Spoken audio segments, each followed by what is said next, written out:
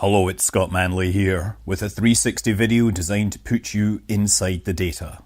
The viewpoint is a desert, far from humans, and if you look up or point the camera up using the controls, you should be able to see a sky full of stars. And if you look in the right direction, you might see a bright spot moving.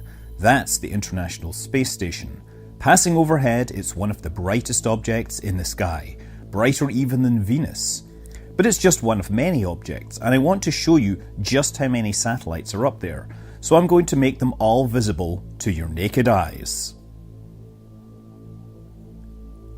Just look around and you should be able to see dozens of satellites, thanks to the superhuman vision that I've bestowed upon you. This is from a database of over 2,000 active satellites, ranging from experimental cube satellites in low Earth orbit to giant communication satellites in geostationary orbit. You can figure out which way is south by looking for the rainbow-shaped arc of geostationary objects that are sitting still. Since I placed the viewer in California, you can see that the arc gets broken up on the right side. That's because geostationary satellites like to be located over countries rather than the empty Pacific Ocean. How about we highlight the weather satellites? There's a couple of those visible in geostationary orbit. But highlighting the communication satellites shows us a lot more of those. To really show that they're geostationary, we can actually speed time up and make things move faster. Sure, they wobble a little, but they don't move much, especially compared to those in low Earth orbit. Between low Earth orbit and geostationary orbit, we find a lot of navigation satellites, like GPS, or the European Galileo system, or the Russian GLONASS, and the Chinese Beidou network.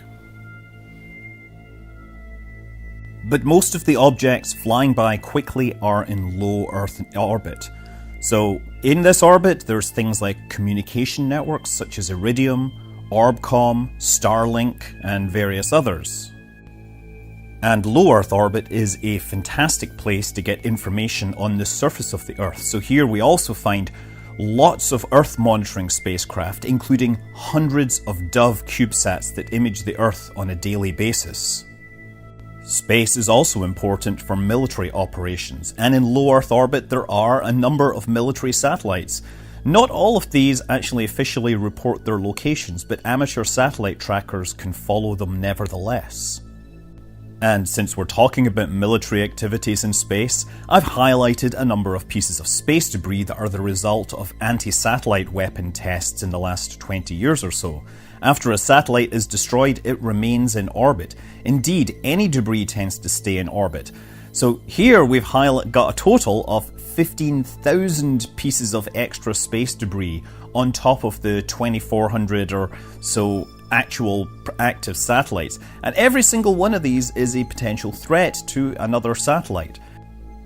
These objects are anything from meter-long boosters used to put satellites into their final orbit, down to objects a few centimeters across, which are perhaps fragments or discarded pieces of hardware used in the launch process. And so this is what you could see if you could see every single object in orbit around the Earth. And this number could double in coming decades as more and more communication satellites get launched into low Earth orbit. I'm Scott Manley. Fly safe.